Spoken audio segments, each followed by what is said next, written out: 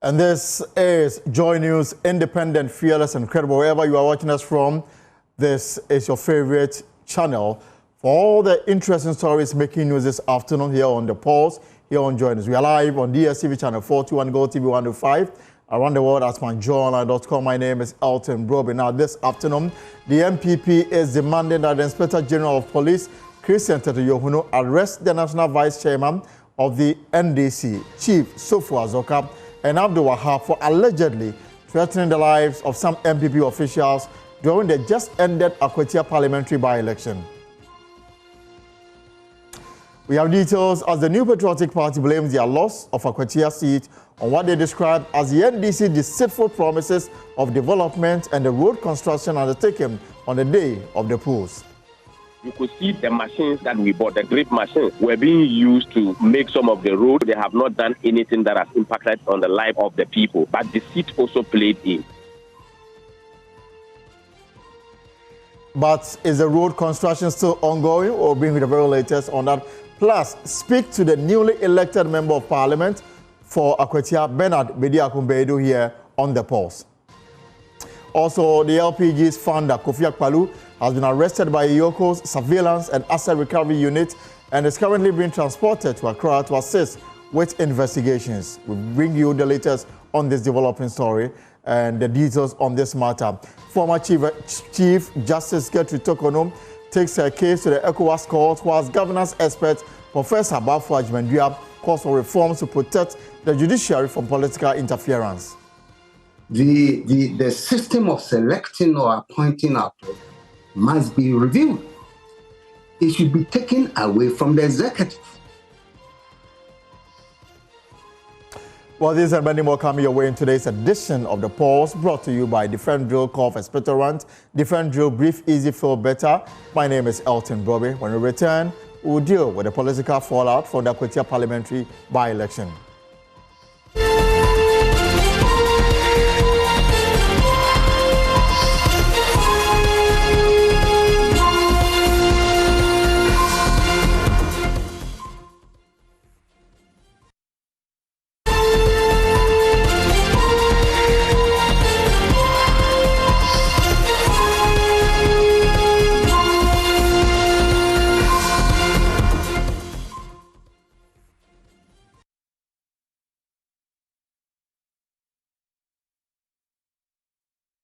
Of course, my name is Elton Broby, and of course, we are also live on X Spaces, on YouTube, and of course, on Facebook. Your comments are welcome via all our social media handles. And today, we've got the very latest on every matter happening in the country today.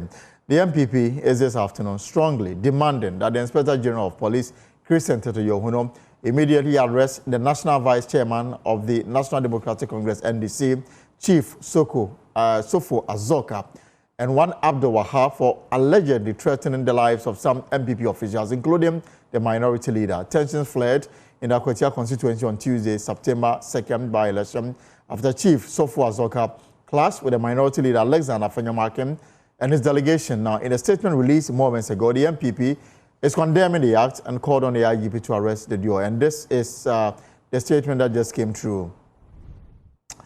And the party says they are condemning it. They condemn the threats of death against the minority leader, Osahin Alexander Afenyomarkin, the national organizer Henry Nabuache, and Honorable Frank Ganodompre, by the first national vice chair of the NDC, Chief Sofu Azoka, and one Alhaji Abdul Wahab Amadou, the Buakwa North Constituency Communication Officer of the NDC. And there are videos buttressing this point. The party is further condemning the unprovoked physical attack of its third national vice chairman, Alhaji Osman Mazawudu, by the same Chief Sofu Azoka and his notorious hoodlums. Now, they say that such violent conduct by no means a person than the national officer of the governing NDC and a constituency officer diminish the gains of our democracy and has potential to create further insecurity in the country in the face of Ghana's recent decline in the Global Peace Index. And the party says they will formally lodge complaints with the police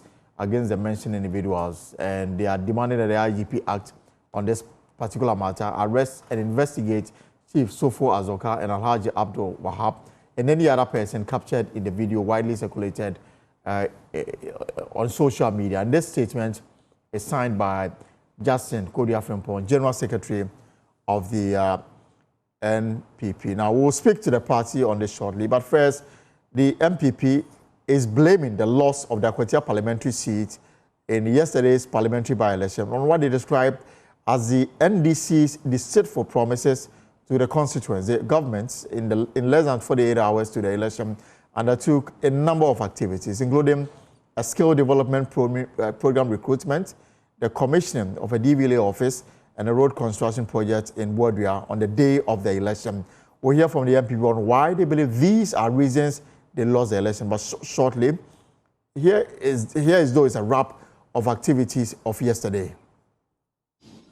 Solomon Asumedu had 15,235 votes.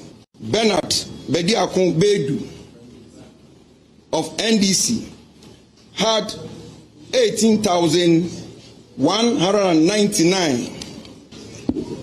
I, Eric Osujenfi, the returning officer of Akwatia constituency, declare Bernard Baidoo MP elects for Akwatia constituency. That was the Electoral Commission's returning officer for the Akwatia by-election, declaring the results of that particular poll. The governing National Democratic Congress, NDC, has secured a supermajority in Parliament with a decisive victory in Akwatia. The party's candidate, Bernard Baidoo, won the hotly contested election with 18,199 votes, defeating the NPP Solomon Asumedu, who polled 15,235. Bernard Baidoo thanked supporters after his overwhelming victory. I told you guys that we've been in this game for a while. If you are in it and you are losing, you will know, except maybe if you don't want to be honest yourself. I told you what we were working out at that moment I spoke to was with regards to the gap. But as for the win, what are we witnessing? We've won. We are grateful for the opportunity the people of Akwatia has given us. It is a clear mandate, and we would not take it for granted. We will make sure we give them the best of representation and serve them well. Supporters of the NDC's candidate hit the streets in jubilant mode after he was officially declared winner.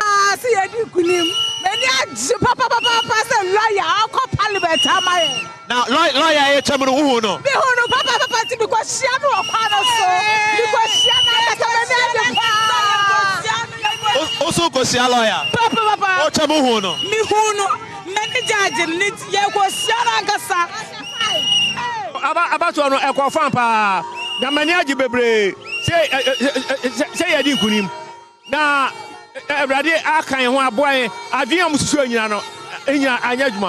Deputy Director of Elections and IT of the NDC, Tanko Rashid Computer, had this to say after the win. We told you that we are going to get 54%, more than that was projected. The projection was 53, but we finally got 54 plus. And you can look at the difference as projected. There's no difference between our own coalition and that of the EC coalition. The same, it came to the same, no difference. That tells you that we are on top of issues, and you saw what happened. We have worked for it. We have a credible candidate, and we have good message, and the people bought our message. And so we are not surprised. People thought we were just binding figures around, but the figures actually show that we worked according to the figures that was given. The exercise was relatively peaceful, with pockets of misunderstandings recorded at some polling stations. The Ghana Police Service deployed more than 5,000 personnel to man the elections in Akwatia. The defeat leaves the NPP with 87 MPs, as opposed to the NDC's 184. Well, the NPP, they've started some postmortem exercise of assault. Deputy General Secretary of the party, Haruna Mohammed, says the NDC's development promises and the road construction they undertook days before the election and general deception, as he described, is one of the reasons why the party lost the seat. It played a big role because if you go through the constituency 2 days to the elections, and even on the day of elections, you could see the machines that we bought, the drip machines, were being used to make some of the roads rulers, all of them, they were there. Some of them, the gravel was even lying on the streets for them to see that they are doing the work. And again, this is a government, like I said, had just come in. They are beginning their governance system, even though they have not done anything that has impacted on the life of the people. But deceit also played in. But what is good for us is that all the number of promises that they have made to them, we will check them and tick them. The people will get to know whether they will be honest and they will be truthful to themselves in terms of the development that they promised to provide. Well, you'll recall that the NPP raised series of concerns over security arrangement ahead of the election. Now, this is the party's verdict after the polls. Biggest concern in yesterday's election was security, and the party took certain measures and also put certain proposals before the Ghana Police Service. And I must commend the Ghana Police Service for the professional conduct and in working to let us trust them. So in this particular election so far, the Ghana Police conducted themselves very well. I must commend the IGP for that. Well, Joy News research shows over 2,600 individuals who voted in the 2024 Akwatia parliamentary election did not turn out to vote during the by-election yesterday. And here is our lead data and research analyst, Isaac Kofiak, with the numbers. Yesterday, we were very, very heavy on turnout. And the reason why we are talking about that, over 2,600 people who voted in the main election in 2024 but refused to turn out, is because of the number we are seeing on the touch screen right now, where in the main election, you had 70% of the voters coming out to vote, but yesterday we only saw 64.6% coming out to vote. This is lower than what we saw in 2024, but way, way higher, or an improvement compared to what happened in Ablekuma North, where you had just about 56.3% of the registered voters coming out to vote. And so important figures that we need to put our focus on is the turnout. So in 2024, the main election, you had 36,472 registered voters coming out to vote. Yesterday, we saw just 33,819 turning out to vote. This for us is a very important number, because if you look at the difference in terms of the margin of victory, the NPP won in the main election with 2,964. This is what they claim in terms of, this is yesterday, in terms of the 2025 one, and this was 2024. But it's interesting to also look at the trend so far. And if you compare what the polls actually said versus what happened yesterday, this is what the Global Info Analytics was pointing out before the main election, or the by-election, that NDC's candidate was going to win by at least 53%, NPP 47%. Yesterday, this was the actual, and so you can see that the polls was actually within the margin of error that was given. By yesterday, we also put across that in Akwatia, that election, the by-election we saw yesterday, was going to be that tiebreaker, was because it was a 4-4 for both political parties. But that win yesterday sends the NDC ahead since 1996 to 5 wins in Akwatia compared to the NPP's 4. Now, many are asking, why did the NDC even win? The question, what worked for them? What worked for them is simply because we've looked at the numbers in terms of previous by-elections, and incumbent parties or governments have won 71% of by-elections in the country. So the probability of incumbent government winning is around 71%. And then also, we saw that the internal politics and also going on in the NPP actually affected them on the ground. The unity and all of that was a very, very big factor in there. But significantly, it was because of that number that says that, well, Akwatia, in terms of the key determinant, they really wanted development projects. And he asked herself, NPP and NDC, who is in government, who will be able to give you that development? It was clear that it was the ruling party that possibly could give them that development they need. And why? So it is now 5-4 in favor of the NPP as far as the Akwatia parliamentary seat is concerned. And the person who moved it from 4 to 5, I'm proud to say that he is my guest on the show, the Member of Parliament elect for the Akwatia constituency in the Eastern region, Baidoo. joins me via Zoom. Mr. Bediako, congratulations and welcome to the program. Thank you, and thank you for having me. So, how does it feel awaiting former swearing in by the Speaker of Parliament? Well, it feels good. We went for election. As you all know, the people gave a clear mandate, and so far, you agree with me that nobody has been able to raise any suspicion of irregularity or any issues that would potentially mar the genuity of the results as churned out. And so this is one of the freest and fairest elections I've ever had, or I've ever seen. And so if you are elected on the basis of pure genuity of the love of the people, it only feels good. And it also gives that indication that you have the trust of the people. And so it's kind of a responsibility that you have to shoulder and make sure you don't disappoint the people. And so the work starts from the very first minute I was declared. You start thinking of how best you can, proceed to give the best of representation to the people as I promised. So it's a mixed feeling, good and a challenge that has been bestowed upon me. And I'm ready to take it up. It's good.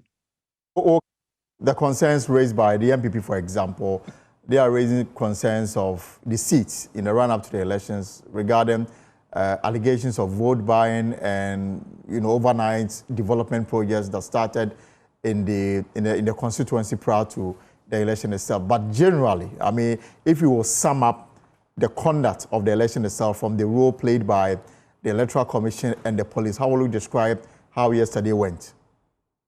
It was very peaceful, very, very peaceful. But we are grateful to the security officers.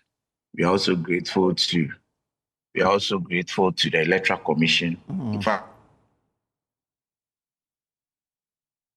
we are grateful to the Electoral Commission for how they conducted themselves.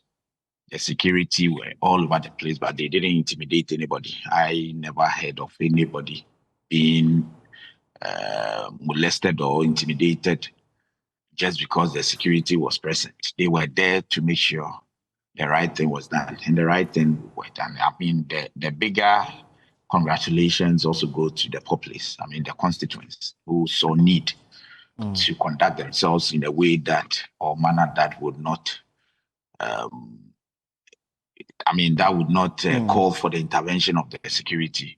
And so generally it was good. We all played our part. The political leadership also knew that there was no need to bring any acrimony into these elections. And so we also behaved in a very mature manner, free of any like I said, acrimony that would engulf the elections and would require the intervention of the security. So generally it was fair. The only thing we may want to improve upon is the turnout. We were looking at a bigger turnout, right. A turnout that we couldn't meet the target for 2024. But I think that the political elite is to blame. You see why? And these are people who should know better. You have recordings of senior political figures on radio prior to the elections who were calling for mayhem and all that. If I work in, say, Kumasi, but I'm from Akwatia, and I happen to watch Joy News and hear a certain member of parliament, saying all kinds of things, as we all know. Akwatia, what will happen will happen. Why would I risk taking a car, come and vote only for Akwatia to burn, and I would not have the opportunity of going back to work? But the police had presence there. The police had presence there to ward off any potential, violence. No, I'm saying this was before. This was before. The police only came to the grounds. But I'm saying before the day The people were all over the media. You know the people I'm talking about. I mean, creating an impression. I'm sure you were even on the alert. Right. You were watching what will happen in Akwatia. Why would you do that? It's just an election. But the fear engulfed all of us. Hey, what is going to happen? And that is even the more reason the police were in their number. How? Akwatia constituency is not a big constituency. 5,000 police. Why? Are we going to war? But it had to be so. And I understand this because they should stand prepared for any unforeseen whatever. So why? It is all because the politicians were creating an atmosphere of chaos even long before the election. So people made up their minds not to even come. That is the challenge. But I think going forward, we should all learn our lessons. That you see, election is election. I kept saying that nothing will happen. I remember I spoke to one of the days. Right. That we are one people. Asumedu is my client. I mean, the NPP parliamentary candidate. He's been my client. He's been a brother. Why would I fight him? So you contested your own client? Oh, different political parties, so that you can understand. He's been a client professionally, so but he belongs to the other side. But in my professional field, I serve all parties, and so I do everything for him. Legal issues, I do all those for him. So I said this just for you to know that we are one people. So I kept saying that it is those from outside who will come and create problems if there should be anything like that. But not those of us inside, we are one people. So basically between you and Asumedu, there was no bad blood. I mean, it was just a friendly fire. This morning we spoke and we laughed it. We used to, even during the campaign. Sometimes you will call me and say, oh, lawyer, what you were on, my dear Che. Then sometimes I also call you Kwame. I mean, you see, we are we are brothers. There is nothing like bad blood at all. At all. So in terms of how everything turned out, I mean, the votes difference between you and Asumedu, as announced by the Electoral Commission, was a little over 2,000. And clearly, everyone would admit that Akwatia is a swing constituency. The NPP until yesterday had won it 4 times. The NDC 4 times. Now you've moved it to 5. What worked the magic for you? Okay, so this is it. We went into elections with different messages, and I think you can do your checks on that. The messages were simple. We went with a message of development. Now, we assured the people of development. 2 things I would always consider, and I think voters consider in electing a member of parliament. First and foremost is the representation aspect. One would want to have a representation which is worth it. And if you are a representative of the person, of the people, you would have to carry their cross, you have to carry their problems along and seek resolutions to it. If you have to carry their cross, carry their problems and seek solutions, you should be a good advocate. A good advocate is a good lobbyist. And so between myself and my brother, the verdict was out there. We all had the opportunity of meeting with the constituents and for them to choose between the two of us who is the better advocate and a potential good lobbyist. So they chose. That's one. The other issue is this. Beyond everything, there is also the aspect of connection. Right. That you may be a good advocate, you may be good, you may be a fluent speaker, you may be a good lobbyist, but you should also have the connection. Else you may talk the whole day but never get anything done. So the connection is where the government of the day comes in. This is my government. His Excellency John Dramani Mahama is in my party. The number of MPs, cabinet ministers are MPs who would be in my caucus when elected. So it is easier to get things done through that angle than go for an opposition MP who would not also have the connection. So these 2 messages were put to them. That is our message. DS was about 85% or even 90%, all about sympathy. Your cameras were around. Why would you even do a poster and put our late brother's picture behind the image as though he's your running mate. Why would you do that? Why would you do that? But, well, this was their campaign strategy. 90% about sympathy. So the people didn't hear what they wanted to hear. Because, you see, we were late in getting into the campaign mood because of the tragedy. You know, we went for conference and I got elected, from the primaries. They didn't. They selected. So they were out there campaigning even before we went for the primaries. Beyond the primaries, we got hit by the tragedy, and that made it difficult or impossible for us to campaign at that early stage. But so essentially, we got in later, and they were all over initially. But when we got in, we were able to catch the eyes of the people because we were telling them things they wanted to hear, not just things they wanted to hear, but these were reasonable things that they were expecting to hear. So one of your main... You see, you were talking about the fact that they should empathize with the party because they've lost an MP. They said, no, that's not enough. So that's what worked for us, is the message. So for you, one of the main selling points was the fact that your government is in power, so voting for you was going to guarantee them development. Indeed, even before voting got underway, you showed them evidence of what you intend to do in terms of constructing their roads. And some say that it was just to buy their votes. No, not at all. Let me say this before giving you the background to that. As we speak, even today, I'm driving. You've heard a truck drive past my car. They are still constructing the road. We are done with the elections. They are still doing it. You can ask your cameras. I granted an interview. I'm not too sure if your cameras are still in fact, we have done a news report that says that construction is still ongoing. It's ongoing, so it wasn't meant for elections. But it started before the elections. Let me give you the background. That would help. This is what happened. On 2 weeks ago, Sunday, His Excellency, the President wasn't in town. He tasked the government, he tasked the Chief of Staff to come to Wenchi to introduce me to the Osiewu, the overlord of the area, the head of the chiefs in the Akwatia community. Now, when we went together with some other ministers and all that, so all the chiefs in the area were there. They prayed the Chief of Staff to come to their aid with some projects.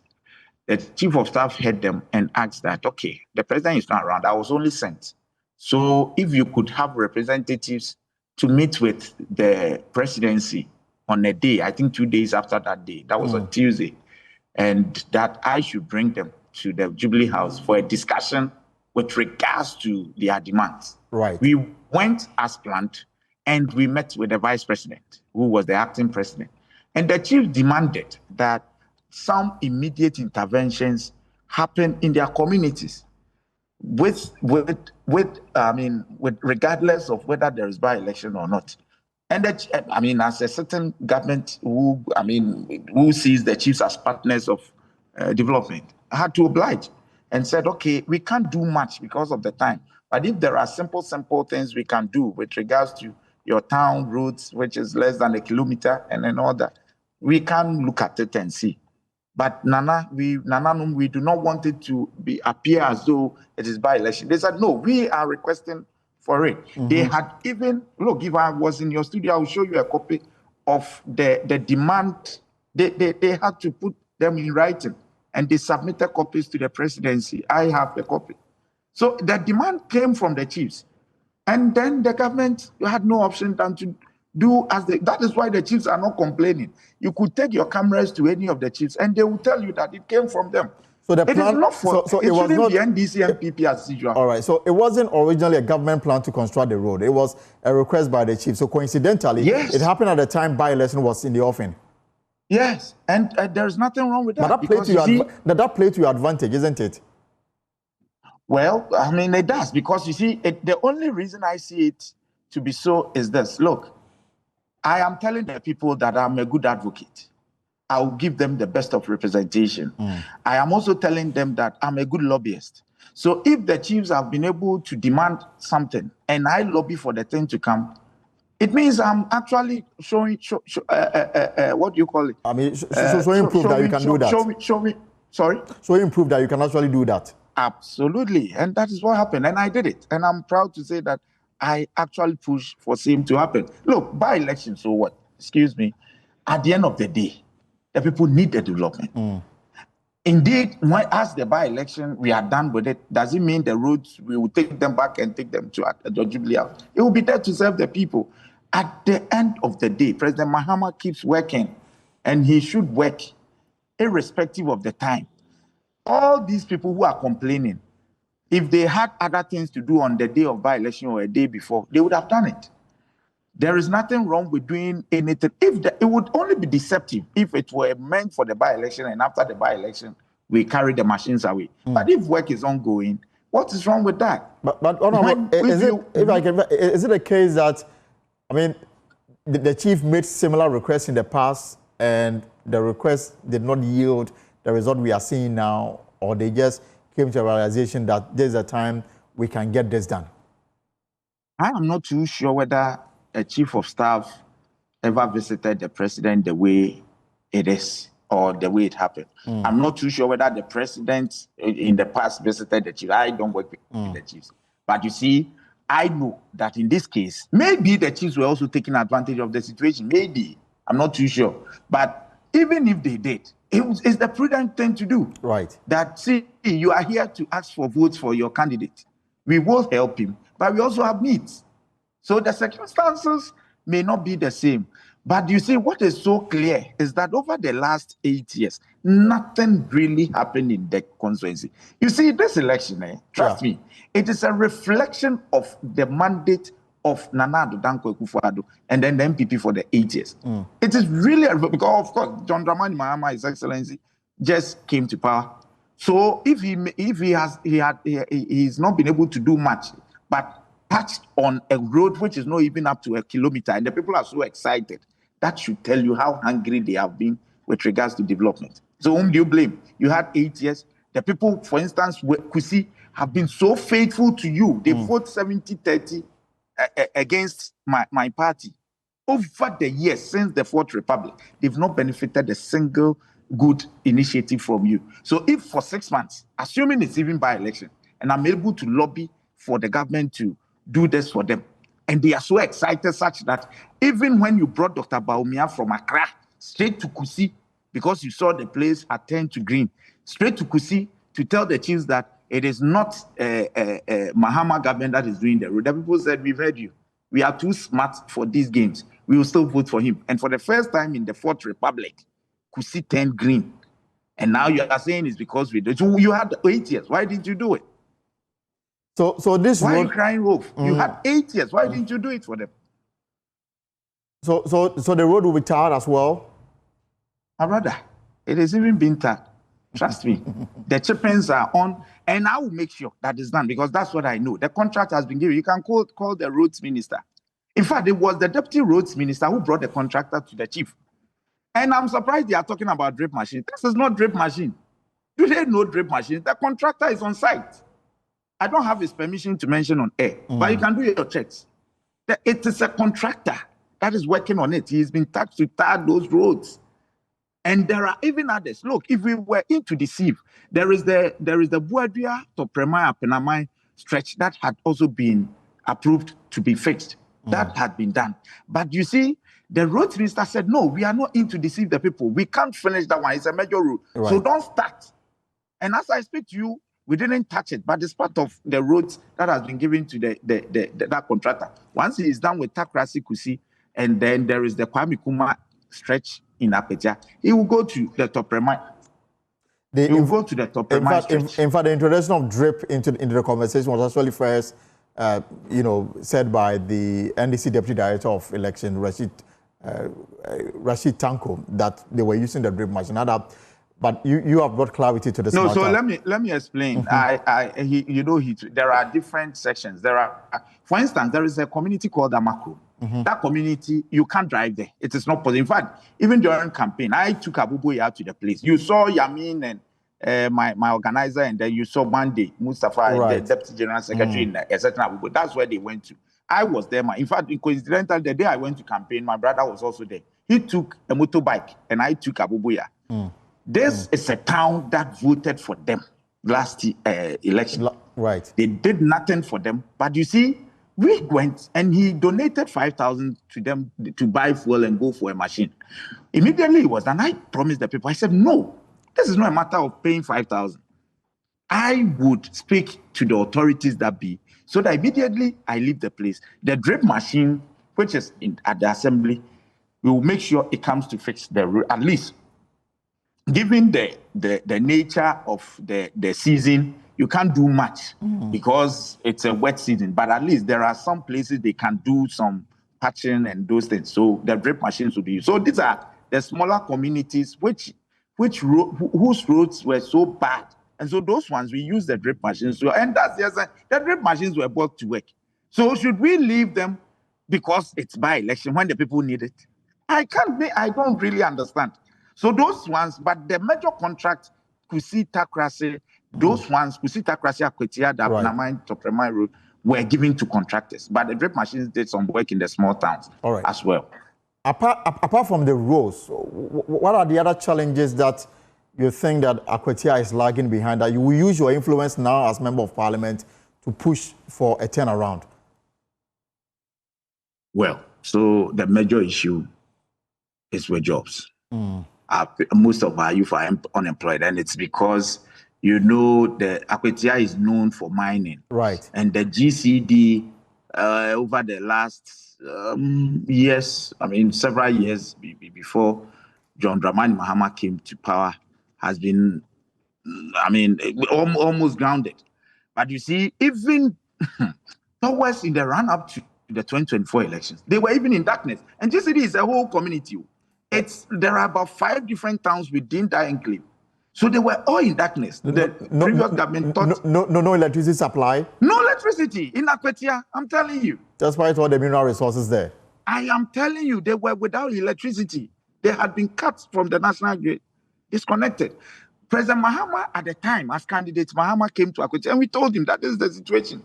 So you see, when you lose election, go down and find out why you lost, and stop. You see, if the people of GCD now voted the way they did, whom do you blame? In your government, they were in darkness. John Mahama came, and then the first month, even when he didn't have ministers, some of us, went to him, and then we told him that this is the problem, His Excellency. He had made the promise that he would restore it. So we went to remind him, and he instructed that it be done. We had to fix different lines, because the old lines, what happened was that the communities were connected to the company. So once the companies, and they were taking power from the company. So once the company is grounded and has been disconnected, it definitely affected the communities. So the government took a decision to now, because GCD may not be working now, but the community should survive. So we had to disconnect and put new lines all through. It took 3 months, day and night. They worked, and that was way before the by-election. Nobody even knew anybody would pass. We did that and got them connected. So if there is a by-election subsequently, what do you think the people will do? Chief, this is it. You can do your checks. So if you are going into an election, you should find out what the people want. It's not about sympathy. The people are in darkness. You are telling them their MP is late, so they should give it to a party person. Why didn't you give the candidature to the wife or his brother? Do you relate to the candidate?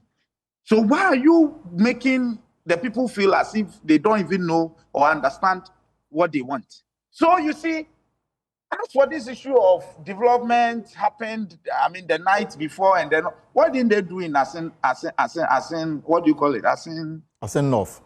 North. But we didn't do it. If we wanted to deceive the people, we would have seen the machines all over. But that's not what happened. What the chiefs requested, even that, we didn't provide for all the requests they did. They said, at least that's for this one. Do it for us before we go. And we tried to find the middle ground. And then we went there to do some little things to help. And there is nothing wrong with that. For me, there is nothing wrong with that. In the absence of job, some of the youth are involved in mining. To put it bluntly, illegal mining. What would be your proposed solution in this particular regard? Okay, so thank you. So as I've said, they don't have jobs. I personally, I'm a lawyer and I understand this better. As for mining, we cannot stop mining in Akwatia. That should be made clear, because that's what makes Akwatia what it is. But we will not do illegal mining. And that is what we should fight to make sure that people will do the mining, but in a legal way, in a very lawful way, sorry. So I have said that, look, this issue of bringing people together and giving them concessions regulated and under a certain scheme should be brought back. Because you see, GCD used to do something they call the tributor system. My dad has been a tributor. Right. So the tributor system, the GCD gives you the land under their tutelage, you mine under their rules, so you don't do illegal mining. That's what has happened over the decades. And so you didn't hear of Galamsey until GCD was grounded. I'm saying we should go back to it. Let us have them in groups, give them the concession, give them the rules. Maybe the government, we may even have a pool of equipment, and then we give them those equipment so they can work with. Once you give them the equipment, they would be able to use it in accordance with your laid down procedure. So they can't do anything illegal. These are the things I want to suggest to the government, and I've started doing that. Beyond that, even GCD, I have suggested that GCD, we could have a part of GCD turn to a mining training school, not a university. Okay. Some of the chiefs, when we went to the Jubilee House, proposed a university of mines, a campus of University of Mines in Akwatia. I said, well, I think that's good. But I suggested that, look, instead of a university, because you see, if you propose a university, it should go in accordance with the university rules, the tertiary education, whatever. If you don't have passes, you can't go to that school. But the people who are doing Galamsey are not people who have those passes. Right. And you want to train them. So you rather have a school for mining, practical training, rather than a university where you go for degrees, which the people do not have the prerequisite qualification to enter. So you will not be solving the problem of illegal mining. But if you want to train the people, train them in a school, a mining school. So we may turn GCD, a part of GCD, because the infrastructure is there, to a mining school. So even if you've never been to the classroom, you can still come to this a mining school to be trained on how to mine, how to use certain equipment. And once you do that, you'll be able to regulate that industry. Because you see, you keep arresting, but yet people must eat. Right. People must survive. Right. You keep arresting. And at the end of the day, if we are not careful, we may find all our youth in prison. You see, so for me, it is not, in the meantime, yes, it's an illegal business to mine with our license and all that. I agree. So we may do that, but in the medium to long term, that is not the solution. Let us fight, because we have to mine. These minerals are given to us by God. In fact, we have a gold board. If you don't mine, how would you be able to, fend for gold board?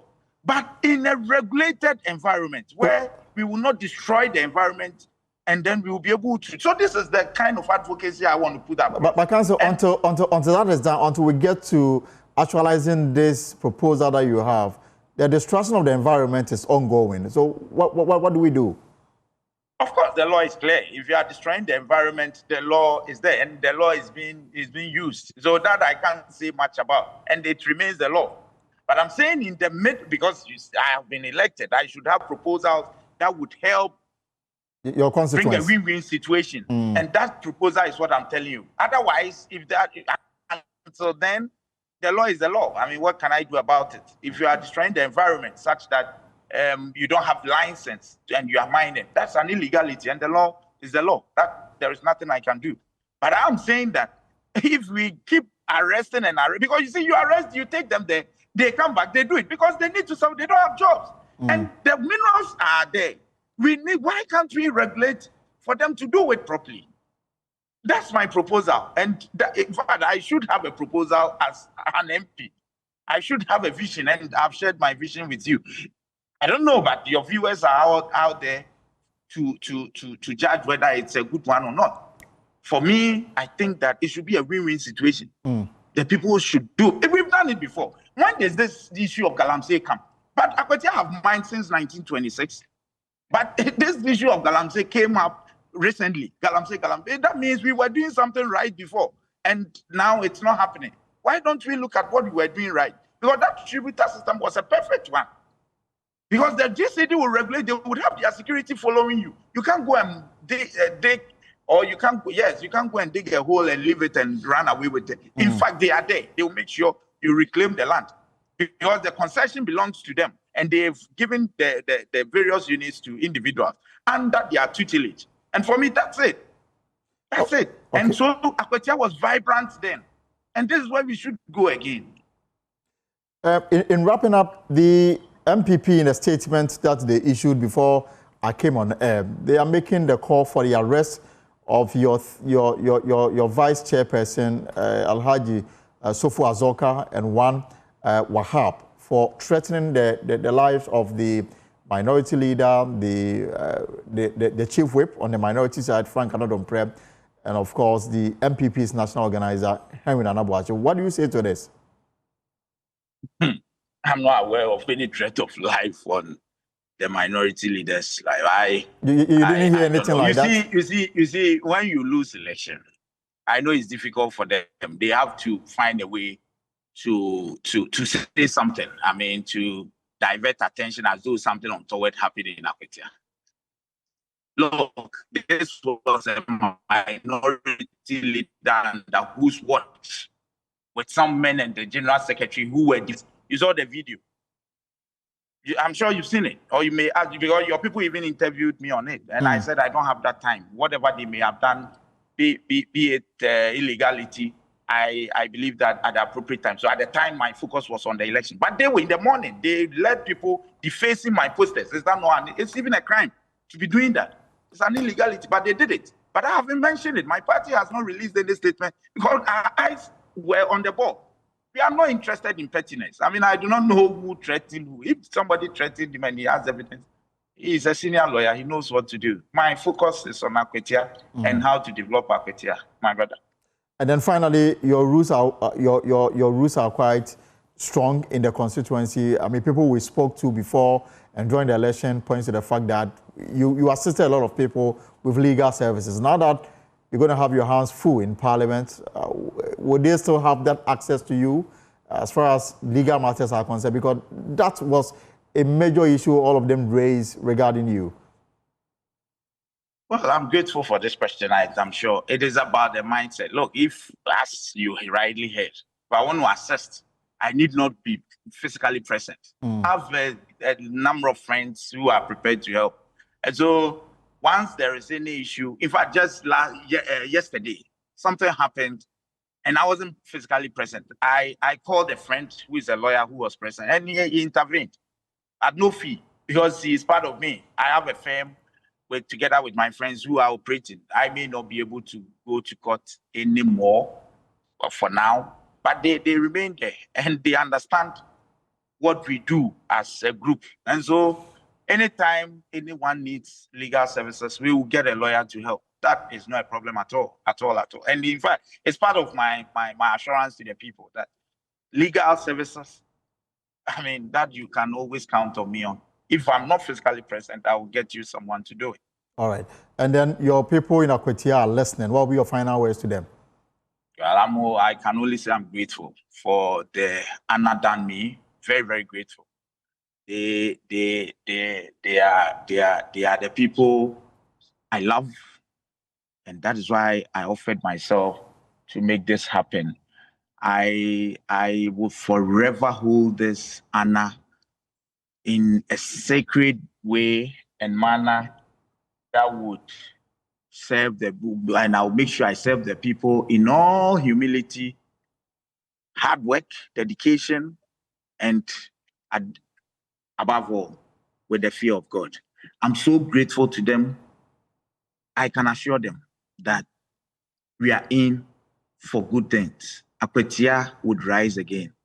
I'm grateful to you too for the opportunity. We look forward to meeting with you anytime there is any issue that we need to discuss with regards to Akwatia. Right. Akwatia, I'm grateful. All right.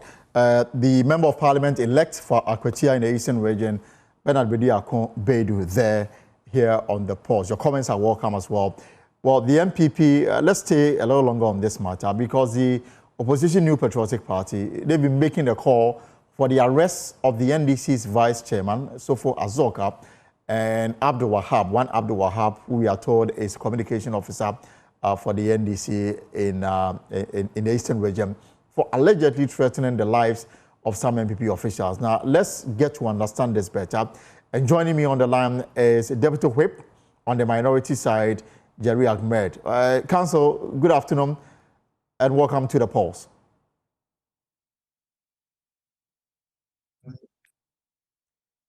Hello, Ahmed. Well, if you can unmute for me, yes, the Deputy Whip, Jerry Ahmed, good afternoon, welcome to the program. Good afternoon, my brother. How are you today? Great. And it's always great to see you. Were you in Akwatia, if I may ask?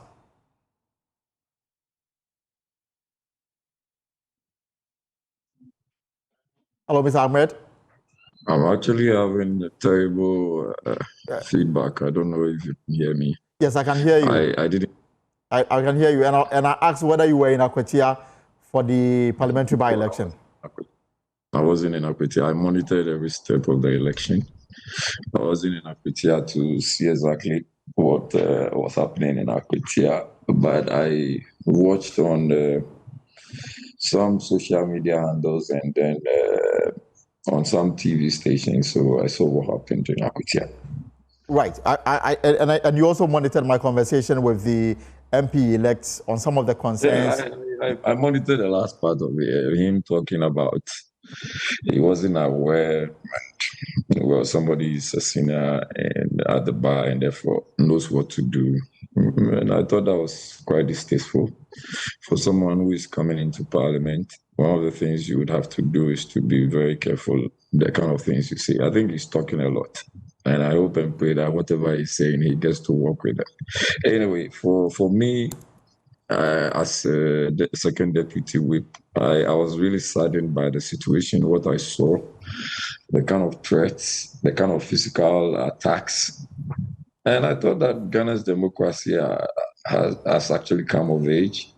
And therefore, people would be very careful and minded when they are taking certain steps. Because you see, we as politicians, wherever we find ourselves, whether you are in parliament or you are the president or the vice president or a minister or even a party secretary or a party chair, it is just because there is peace. Right. It's just because we have agreed that we should respect the rules. It's just because we have come to the realization that when there is peace, that is how we can thrive. That is how the business of politics can thrive. But if we have now agreed that the way to do it is by being very violent, then we should understand that nobody is going to watch you to attack him or her and act like the person has no leg or hands. I mean, very, very uncalled for, totally unwarranted, unprovoked, that I saw and heard. Apart from the physical assault on my second vice chairman, right. I also saw the Chief Sofo Azoka physically, apart from assaulting my second vice, now ranting and threatening and saying how if he had met the respected minority leader, Honorable Alexander Finyo-Markin, he was going to have him dealt with, and that he would die and there would be an election, there would be a by-election in his constituency. And I'm actually more worried at this, and to the extent that I have not seen CSOs issue releases, I have not seen them comment. Is it that bad? I mean, and then even to put it, there's this, I don't know whether you come across this video of the Abdul Wahab. In your statement, you also make reference to him, and the party is asking that the police arrest, investigate, and prosecute him. I mean, making an open threat on the lives of the minority leader, the chief whip, and of course the national organizer of the NPP, to the extent that making a point that they will be gone and they will be by-election. I thought, I mean, personally, on a personal, I think this was a very irresponsible statement. But where should we leave this statement?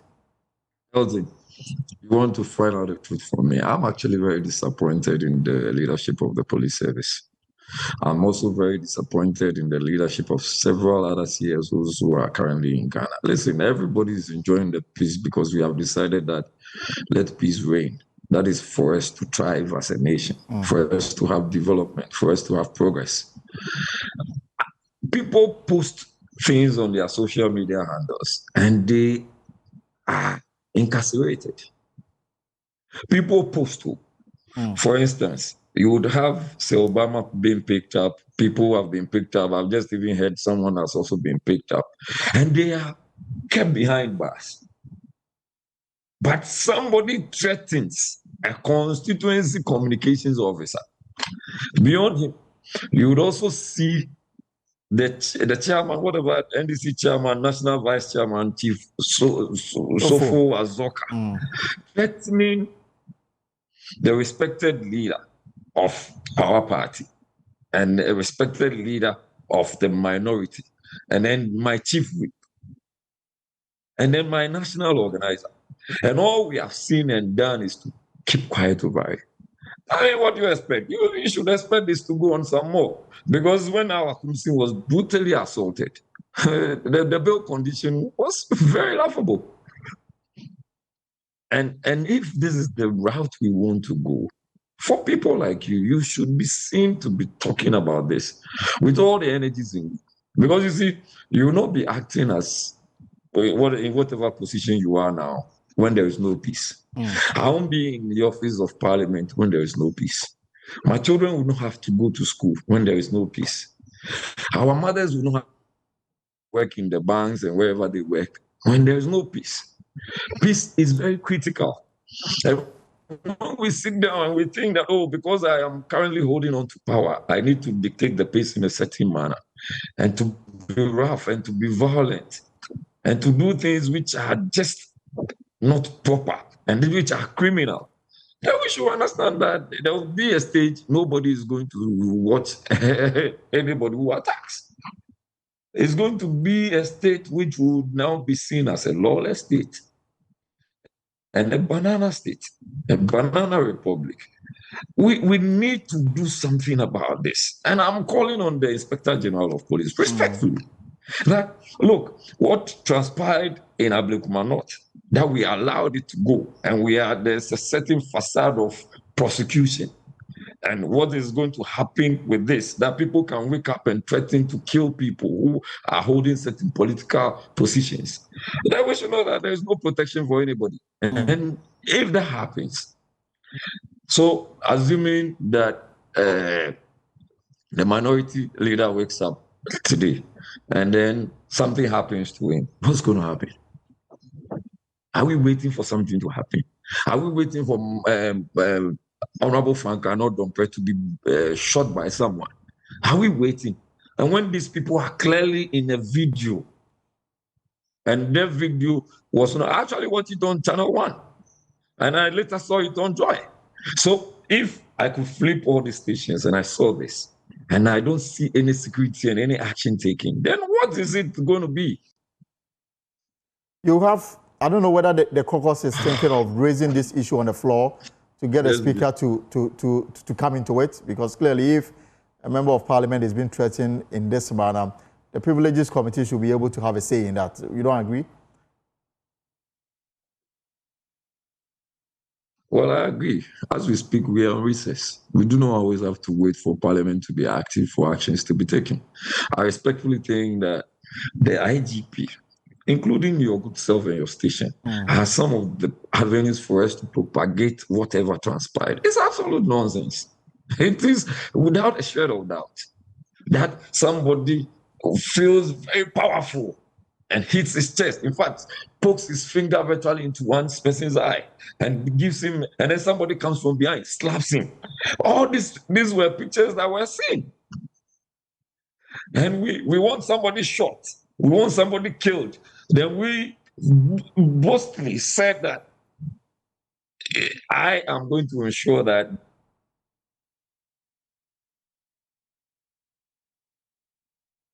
I think we are losing the connection to Mr. Ahmed. Let's see if we can get him back to wrap up this conversation.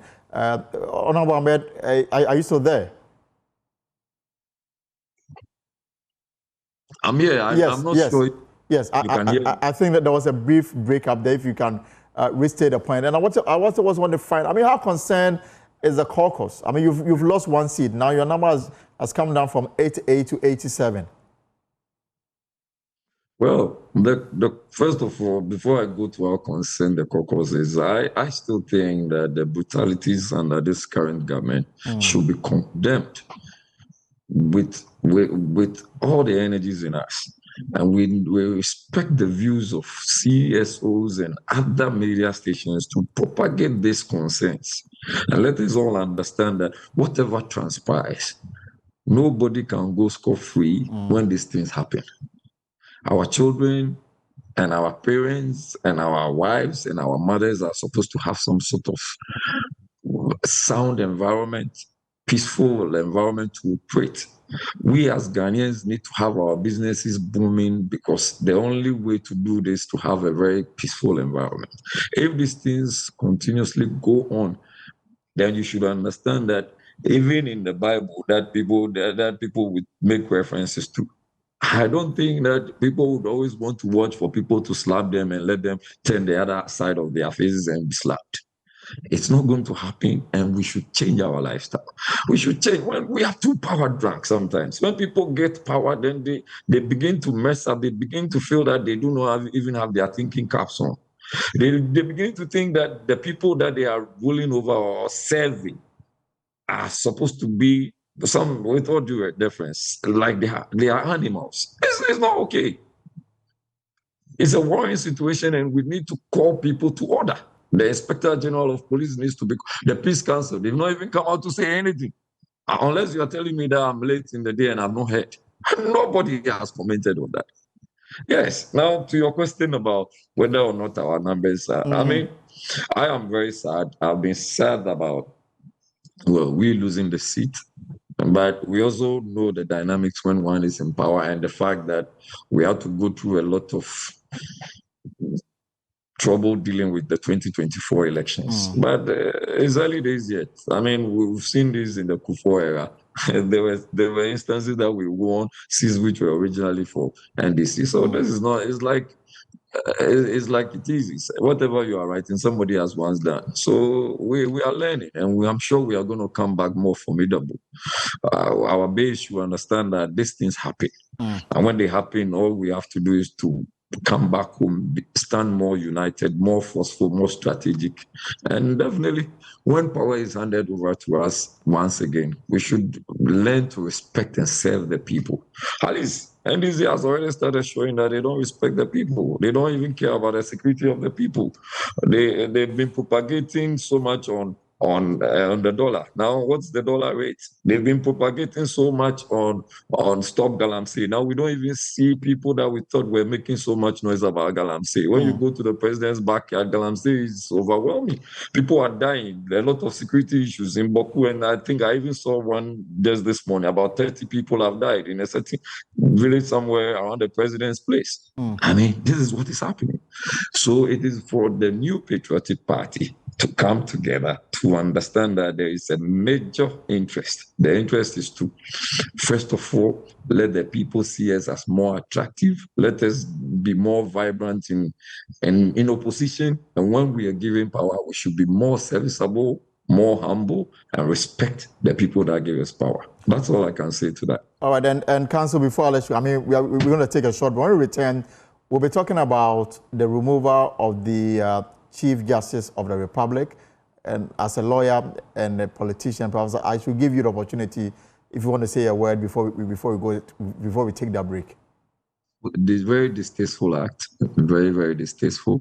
And that now we have the president who is also the head of the judiciary and as well the head of almost everything. It's very distasteful, and I don't even know where we are going to, really. I don't. All right. Yari Ahmed is Deputy Minority Whip in Parliament, and thank you very much for your time this afternoon. Before we go for that break, the Associate Professor of Sociology at the University of Ghana, Al-Hassan Suleimana Anamzoya, is touting Kennedy Yapon's business acumen as a testament to his job creation capabilities if he is elected President of the Republic. Professor Anamzoya further argues that leadership should be measured by results rather than rhetoric, stressing that individuals who claim to have big ideas must put them into practice in ways that directly benefit the citizenry.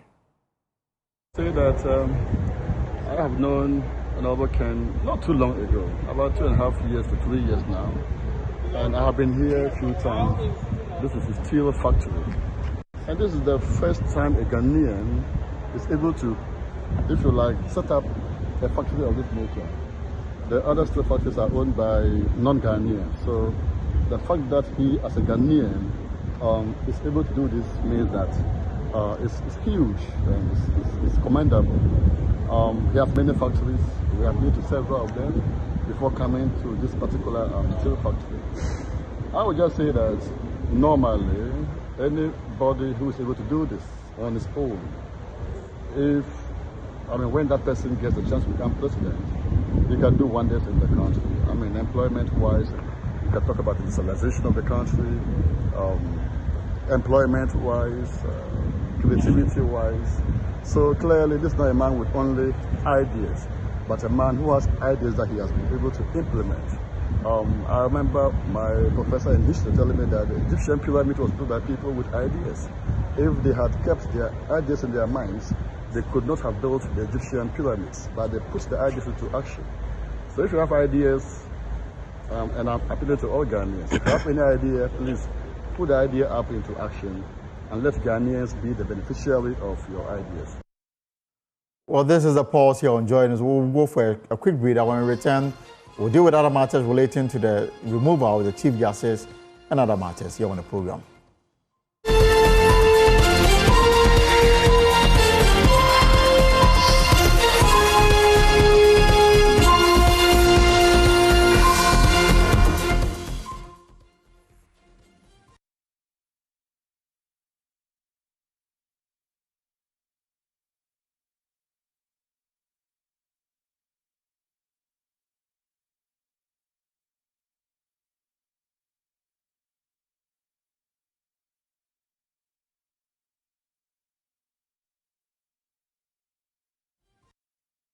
You're welcome back. Of course, this is a pause here on Joy News, and we are live also on X Spaces, on YouTube, and of course on Facebook. And I've seen loads of comments, and I will be projecting some of them on the screen very shortly because this is indeed your show. Now, let's talk about another matter that is of national interest. It generated so much commentary around this. The only reason why it went under the radar is because we had a parliamentary by-election at Akwatia, but it is back on the front burner. The former Chief Justice, Gertrude Tokono, is urging the ECOWAS court to rule in her favor, arguing that the Attorney General failed to respond to her case within the required frame time. And Amiwa, a former UN Senior Governance Advisor, Professor Bafo Ajimandua, is calling on the Constitutional Review Committee to revise the procedure for removing a Chief Justice. And speaking on the AM show, he warned that the current process exposes the judiciary to partisan interference and undermines the constitutional balance of power. The system of selecting or appointing our president must be reviewed. It should be taken away from the executive. The president should not be appointing chief justices, especially if we are arguing on the basis of the balance of power. And my fear in this country is that we are not careful. And by the way, yesterday also, I heard some NPP stalwarts also saying, look, when we come to power, the Chief Justice will be sacked. Look at this. And look, we got to be serious with ourselves. You see, that's really, I'm concerned about this. So we can decide, especially since we have already ongoing process to review the Constitution, we must think seriously about reviewing this aspect to take away from the executive the appointing of chief justices. And if we want a good example, go to Kenya, not Europe or America. Go to Kenya and see how they elect or select their chief justices. They have insulated the whole process away from the executive, precisely because of the issues I'm raising and the challenges that we are facing. Okay. We don't want that. Misbehavior, anything can be. Because if it's a matter of expenditure, overspending, or misappropriating, whatever the term is, If the Auditor General was to go into the executive's expenditures, they will see perhaps bigger ones. That's the reality. Bigger ones. And I'm very happy what President Mahama has just done. You know, towards the UN General Assembly, he's made a statement that nobody should be going without approval. You know why?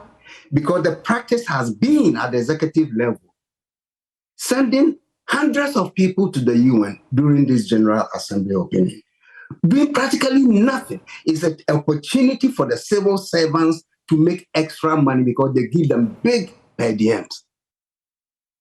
Well, the acting Chief Executive Officer of the Ghana Investment Fund for Electronic Communication, Abdulaziz Mohammed, has defended the removal of the Chief Justice, stressing that the decision followed constitutional provisions and due process. And he was speaking on the Prime Morning on our Joy Prime. Wasn't surprised about the removal of the Chief Justice former, because the facts right from the onset were very clear.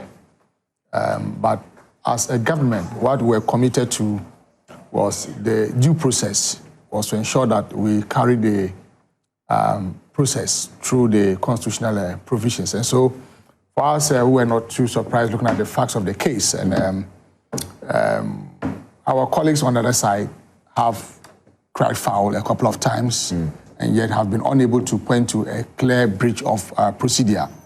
And so we are not surprised about it. Even under President Akufo-Addo again, I mean, just last year or so, some petitions were brought against the same CJ. And so, I mean, there's nothing new about it. It's just a matter of going through the constitutional due process. That is very, very important. In fact, the Constitution contemplated and made provision for the removal of the Chief Justice.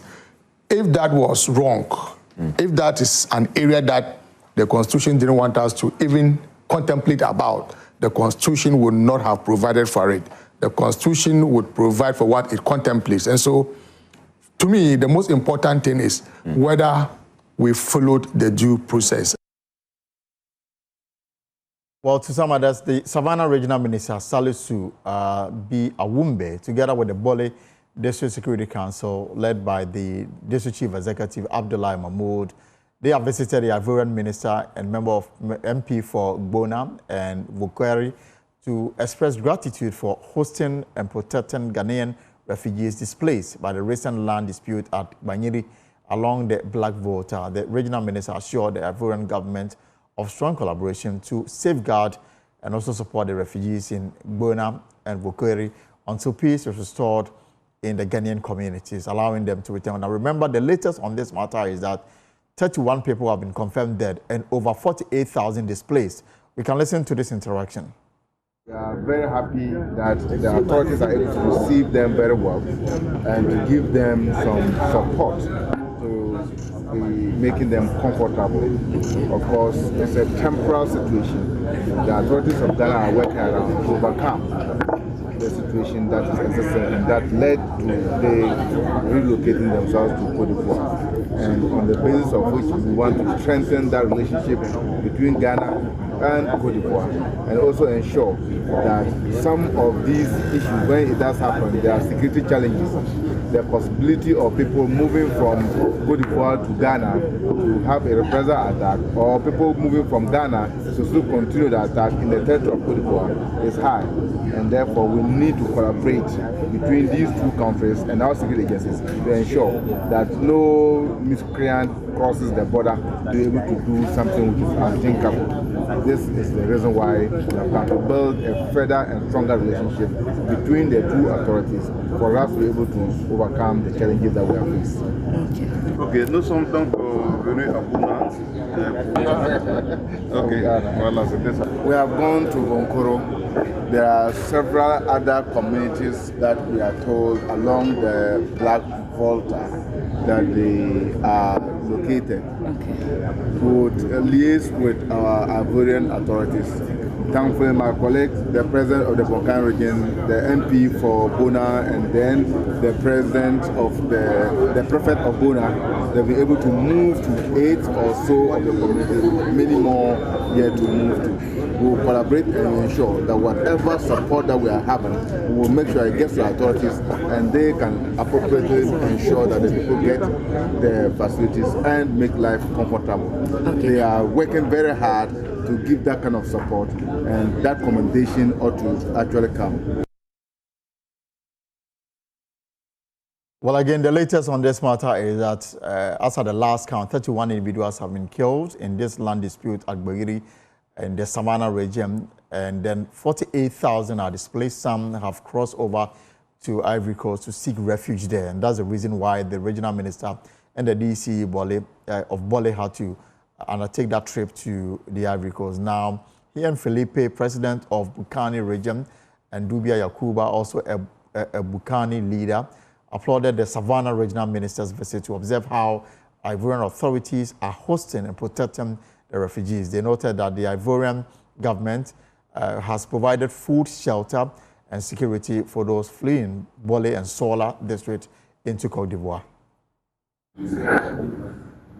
The letter we have as food and logistics, we are giving it to them. We think that maybe our government and yours also bring enough for them.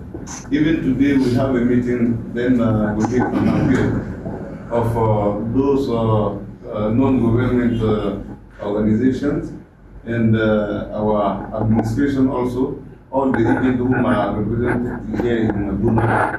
We got a meeting today to see how everyone can give help to these people.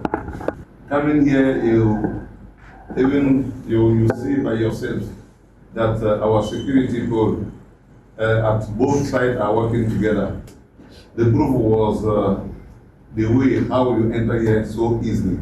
Like you said, we are also hoping that our forces, the securities, they should be able to talk to each other, because when we are talking about security, the base of security is on information. If they are not talking to each other, they cannot get information. If they don't have information, they cannot be productive. So that is also our hope, to see how best we can do for them to be talking to each other, sharing information to good security for all of those our two countries. Well, the government fight against illegal mining is once again under scrutiny. The Ghana Water Company Limited is warning of a possible shutdown of the Winneba treatment plant, citing rising turbidity levels caused by mining pollution at its intake points. Now, officials say they now require twice the amount of chemicals to treat the heavily discolored water. Economist Professor Godfred Bobkem argues that government policy choices have not matched the urgency of the crisis. Now, we warned that illegal mining continues to endanger Ghana's water security and weakens the wider economy. He made these remarks at the 2025 ESG Sustainability Conference. Look at the data. In 2023 alone, Ghana spent over $11 million importing water, even from our neighbors Togo and Nigeria. And we are importing water from Spain. We are importing water from UK and the rest of them. So the pattern is clear and where people are heading towards. So those who can afford, okay, will begin to gravitate towards that, because you see, because we have not chosen to visit our water bodies and see for ourselves. If you go and see for yourself, you will be very careful if you buy foodstuffs from certain regions of this country. Because if you tell me that you can destroy the environment and then later go and plant trees, look at the longevity, how long it will take to get the land to its original state. It's not something to be contemplated and all of that. So I think those are the things that we want to do. We are talking about it in bit and all of that. We deliver the wonderful speeches from government, from president and all of that. But the action on the ground is lacking. So this government has been in power for almost 7 months, 8 months. Okay, if we were serious about ESG at the national level, we should be able to see visible change in our water bodies by now. But, you know, even as the warnings mount, the government is signaling a shift in its regulatory approach. Last week, the Minister for Lands and Natural Resources, which also doubles as the Minister for Environment, Science and Technology, directed the Attorney General and Minister for Justice to revoke LI 2462, and this is the LI that allows mining in Forest Reserve. Technical Director for Lands at the Lands Ministry, Joseph Osiakwam, has been speaking about this matter.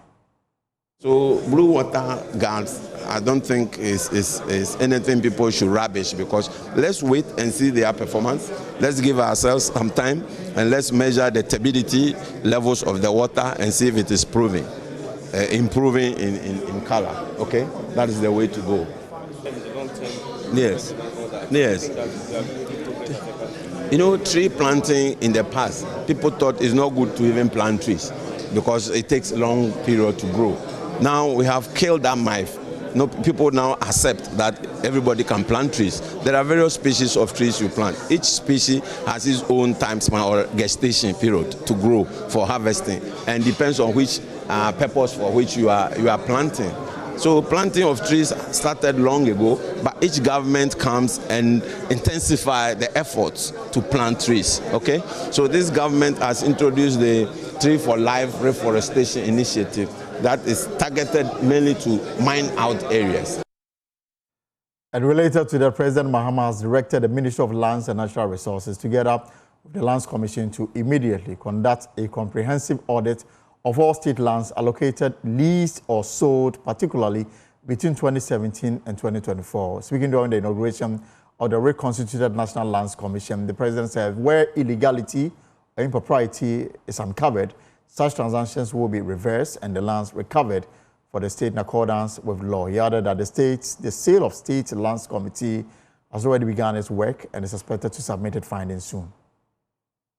I've directed the Ministry of Lands and Natural Resources and the Lands Commission to immediately undertake a comprehensive audit of all state lands allocated, leased or sold, particularly between 2017 and 2024. This audit will cover lands acquired for schools, hospitals and public institutions, forests and ecological zones unlawfully converted to private use, any transaction tainted by conflict of interest, abuse of power or political patronage. Where illegality or impropriety is discovered, such transactions will be reversed and the land will be recovered to government by law. We're not on a witch hunt.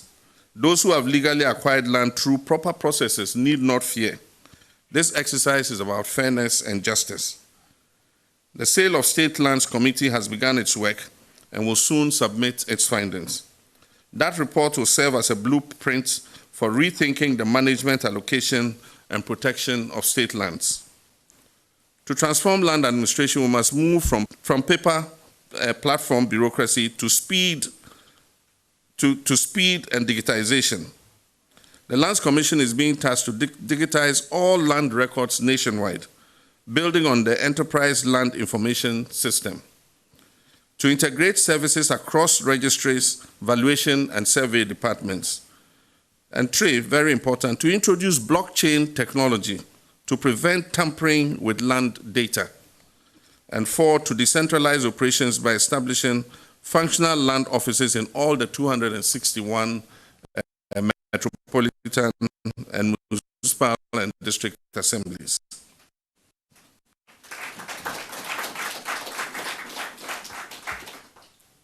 Over 300 qualified young professionals will be recruited and deployed to support this decentralization effort. These district offices will become the front line of citizen-friendly land service delivery. Our goal is clear. No land document should take more than 30 working days to process, and no Ghanaian should have to pay bribes or know someone at the top to be able to register their land. Corruption within the Lands Commission will no longer be tolerated or treated indifferently. Well, the President also announced the lifting of the temporal ban on state lands transactions. He explained that going forward, all allocations, lease or sale of state lands must strictly adhere to transparent processes, digital verification system, and effective oversight mechanism. In pursuit of this reform agenda, my government placed a temporary ban on all state land transactions to enable a thorough review of existing processes That exercise has yielded valuable insights into the weaknesses of our current system and the urgent reforms that are required. So today, with the inauguration of the new commission and the adoption of robust accountability measures, I'm pleased to announce that the ban on land transactions has been lifted.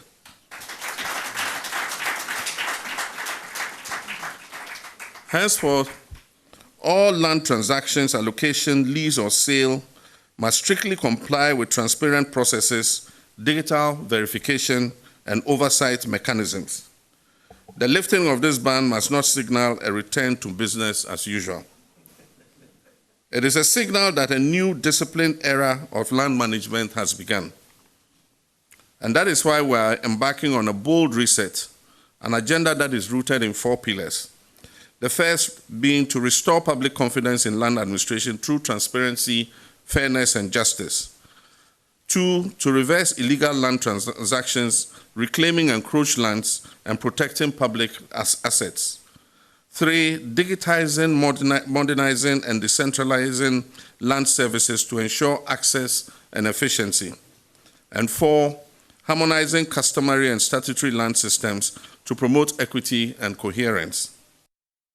And we will stay a little longer with President Mahama because he also raised concerns that only one woman is currently serving on the reconstituted National Lands Commission. He urged for the strengthening of legislation supporting the affirmative action law, which required every governing board or institution to reserve at least 30% of positions for women, making gender inclusion mandatory. Deputy Minister, in respect of gender representation, I think it's something we should take very seriously. We have passed an affirmative action act that says that 30% of all public office must be occupied by women. And so we expect that governing boards would have 30% of their membership being women. Unfortunately, anytime we leave it to the agencies to nominate, they nominate all men. And so we have a situation where we have a huge and important commission like the Lands Commission, having only one woman. And I'm sure she's there because she's the executive secretary of the Environmental Protection Agency. If she wasn't, a man would have been nominated to represent her. So I think we need to look at legislation to support the affirmative action law.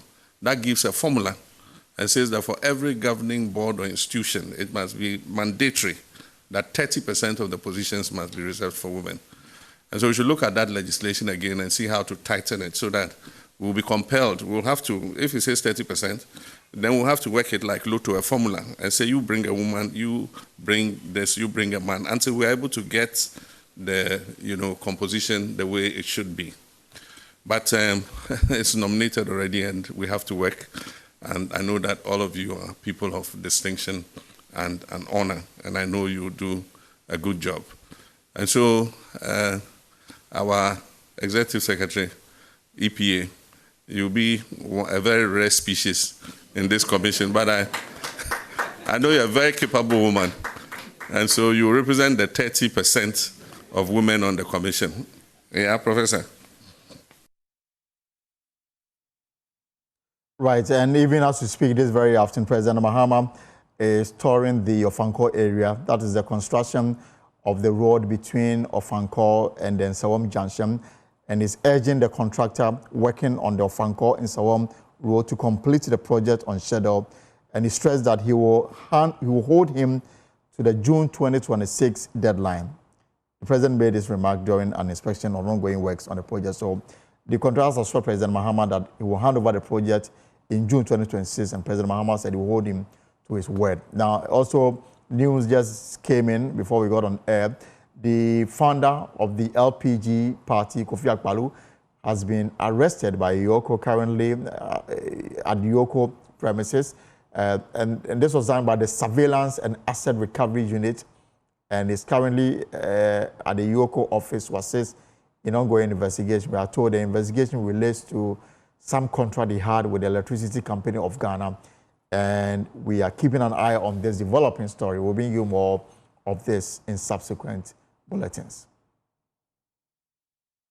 Well, there's more stories on myjoyonline.com, but that's our show for today. Tomorrow, we have an exclusive with the Ashanti Regional Minister, Dr. Frank Abakohene, a lot he talks about the new approach to fighting illegal mining, where he's now leading to ensure that district chief executives who are involved in illegal mining are recommended for dismissal. And plus, he also makes the point that he's in the Ashanti region to ensure that the region is turned from NPP to NDC. That's a huge task, but he will explain it all tomorrow on the show at 3 p.m. here on Joy News. Whatever you are up to in the hours ahead, I hope it's profitable. My name is Elton Broby. Have a good evening and take care.